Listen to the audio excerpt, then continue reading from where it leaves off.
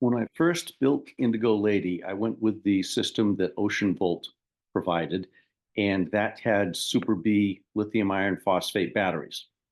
The only place I had available on the boat to put the batteries was in the hanging closets in the aft cabins. And I could fit four batteries in each cabinet. They're 12-volt batteries for a 48-volt bank. Each battery was 2 kilowatt hours, so that was 8 kilowatt hours per battery bank, 16 kilowatt hours total. And that was undersized, but it was acceptable at the time within my budget. And we used that for about 6 years, but I figured it's time to upgrade to a larger capacity, but I wanted to do it without breaking the budget. And that opened the possibility of doing a do-it-yourself battery upgrade, building my own battery banks. Because even today, the price that the battery manufacturers charge for assembled marketed batteries is quite high. So I ended up getting battery cells from China. And the idea was if you get parts shipped to your boat and they are labeled parts for yacht in transit, they should come through duty free. However, that didn't work quite as well as I had hoped. They were shipped from China. The boat was in St. Thomas, US Virgin Islands, but China had to ship them to the US, and then they had to go through customs in US and duty in US, and then get a reshipper to ship them from the US to St. Thomas. So even though they were labeled parts for yacht in transit, I still ended up paying duty on them. But that still was far cheaper than buying pre-assembled batteries. So these are the 32 individual cells that are going to make up my battery bank. This is a picture of the cells in China before they got packaged up and shipped out to me. Each of the batteries has a large terminal on it with a 8 millimeter machine thread on it for connections. And they have a vent in them, and they have a QR code, which you can scan, which is their quality control report on each of the individual batteries, and shows that you're getting new original quality cells that passed their quality control testing. Apparently, when battery manufacturers make cells that don't quite live up to specs, they will put scratches across these codes, and the battery cells will still be sold, but they'll be sold to other suppliers who might repackage them and try to sell them. So all of these batteries had good terminals, good vents, and good clean quality control codes on them. The batteries actually expand in width about 0.5 millimeter when they are fully charged. And over the life of the battery, if they are unrestrained, that slight amount of flexing will eventually reduce their cycle life through cyclical fatigue. But if you compress the battery slightly, that stabilizes it and they will have a longer life. So to stabilize it, this is something I learned on YouTube from watching a bunch of other people who've done these things. I don't claim to be the master of how to do this. I just found how to do it and copied it. I built plywood constraints and all thread rods and aluminum angle irons to hold everything together. But since I was doing this on the boat, I laid out all of the plans for everything. I laid out, if I started with a 4x8 sheet of 3/4 inch plywood, what cuts would I have to make at what dimensions to end up with the pieces that I wanted for 2 battery banks. And I had that plan all made.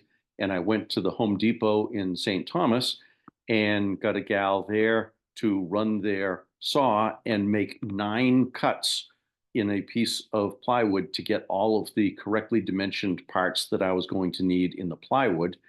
The aluminum angle irons I made at home and cut them to length and drilled all the holes in the right places. The connecting rods here have plastic tubing over 1/4 inch all thread. So I figured out the lengths that I needed and cut the all thread and cut the plastic tubing. And to get the plastic tubing on the all thread, I put the plastic tubing in a woodshop vise, put the all thread in a drill, and started screwing it into the plastic tubing.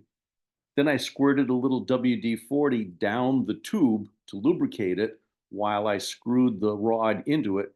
And I was able to screw 25 inches of all thread into the plastic tube so that it would be a coated piece that would be in contact with the batteries. And the batteries from the manufacturer, I also bought these thin pieces of fiberglass that are plates that go between the batteries to help insulate them and prevent any shorting, because the outside jacket of the battery is one of the connections. It's one of the terminals. They have a plastic shrink wrap over them, but adding the piece of fiberglass in between is a little bit more secure. So I had a plan for the plywood made. I had the angle irons made. I had the rods made, and I brought that all with me down to the boat. So this is more of the detail of the rods, the angles, and the connector for the back plate to the bottom plate. Once the batteries are in place, then they get connected in series, and the battery manufacturer supplies these connector pieces. They are tinned copper bars, and they supplied the bolts and the lock washers and the washers, and you thread them in and connect them up, and the spacing is correct for going side to side. So I'm putting these 16 cells in series. So I'm going positive to negative, positive to negative, positive to negative as I work my way around the bank. So I just rotate each battery 180 degrees as I put them in to bring the positive in line with the negative for the next battery. Each battery has to have a control wire going to the series connection so that the battery management system can equalize the batteries and make sure they charge and discharge correctly and stay balanced. But the wires that came with the battery management system weren't long enough for the way I was going to install it, so I had to lengthen them. And these batteries are balanced to within 1 millivolt each. So to keep everything uniform, when I lengthened the wires, I had to make sure I used the same wire for everything, the same type of connection for everything, and exactly the same length of wire for everything. And there's 1 to each connection, so there are 16 wires per battery bank.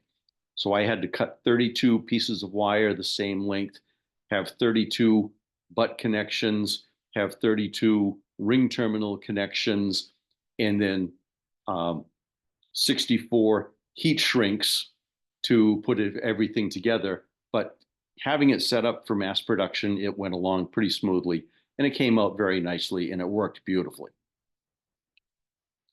So here are the batteries. I did a pre-assembly up in the cockpit to make sure everything would fit and I could put everything together. So this is the bank that's going in the port side.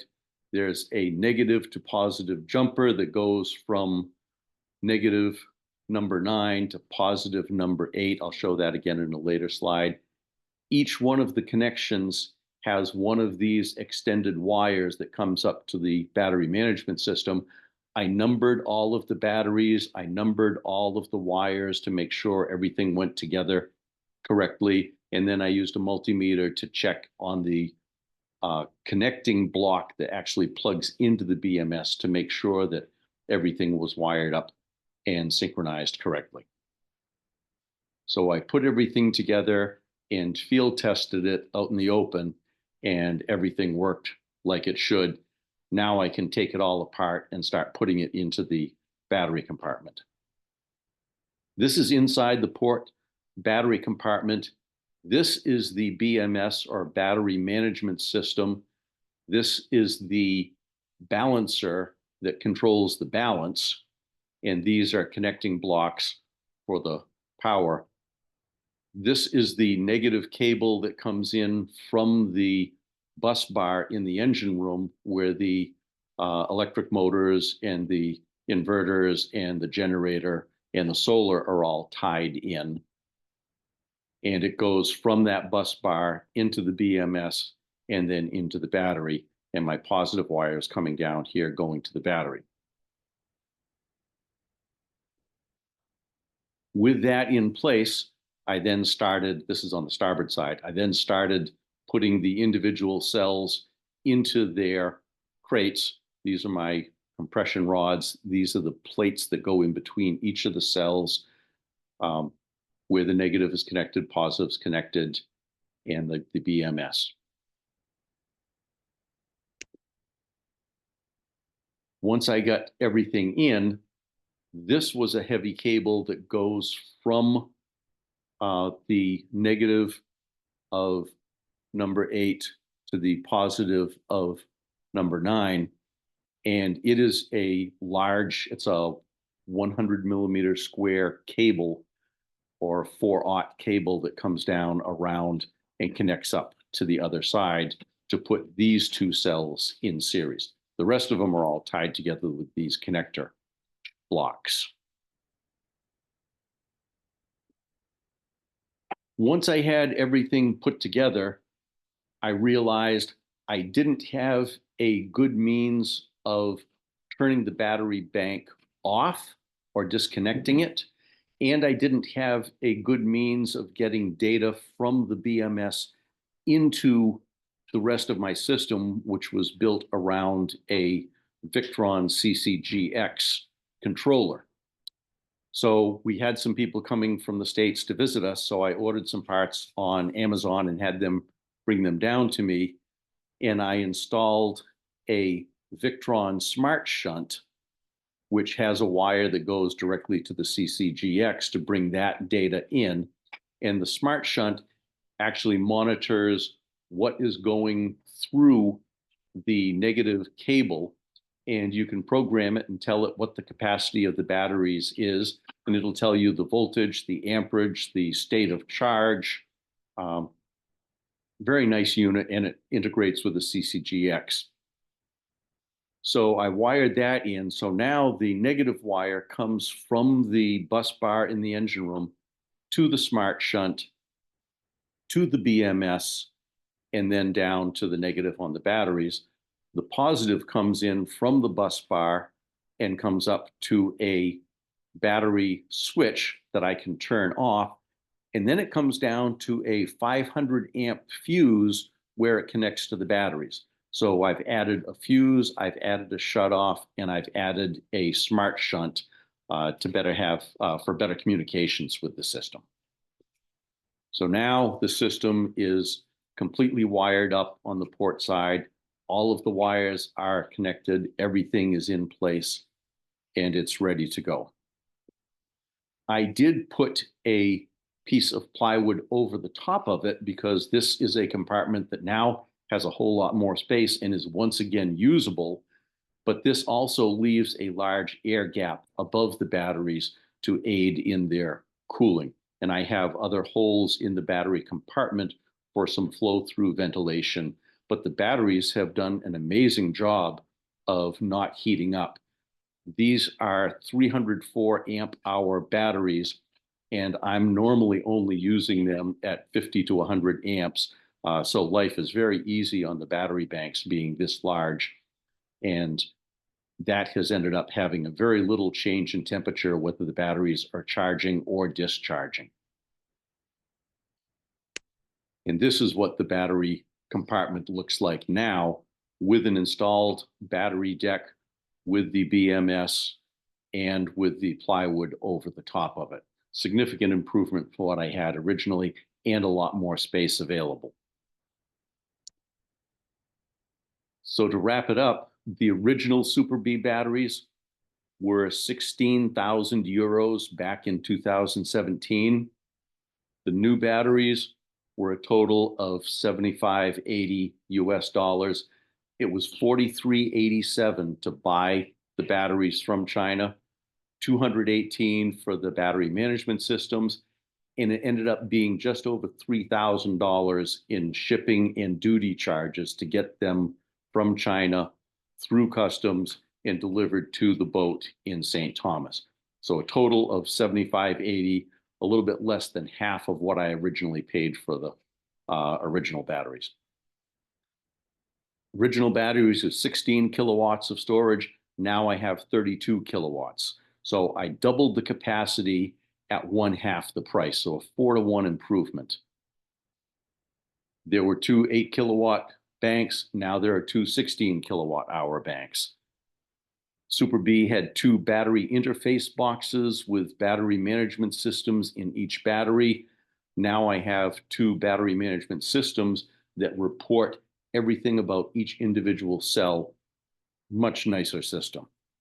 The Super Bs were a CAN bus communication system wired into everything into the CCGX.